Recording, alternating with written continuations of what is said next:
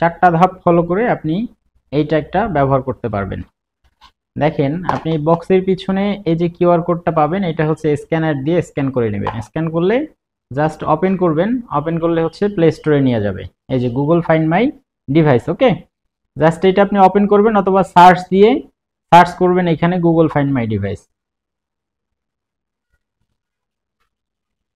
Google find my device, এটা কিন্তু গুগলের অ্যাপ, কেমন? এই যে দেখেন এটা কিন্তু গুগলের অ্যাপ। আচ্ছা, আগে থেকে ডাউনলোড করা আছে, এটা আমি ওপেন করে নিলাম।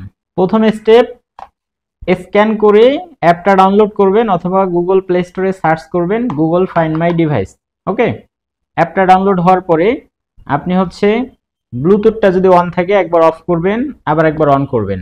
এরপর হচ্ছে লোকেশন সার্ভিসটা একবার অন করবেন, একবার অফ করবেন, ওকে। লোকেশন সার্ভিসটা যদি আগে থেকে অন থাকে অফ করে আবার অন করবেন। ব্লুটুথটা যদি অফ থাকে অন করে নেবেন, আগে থেকে অন থাকলে একবার অফ অন করবেন। এরপরে হচ্ছে আপনি অ্যাপে চলে যাবেন। অ্যাপে যাওয়ার পরে খেয়াল করবেন ঠিক মাঝখানেই একটা বাটন আছে, খেয়াল করবেন। আমি যদি প্রেস করি একটা সাউন্ড হবে, এই যে কানেক্ট। ঠিক আছে, কানেক্ট কানেক্ট করার সময় অবশ্যই ট্যাগ মোবাইলের কাছাকাছি ধরতে হবে।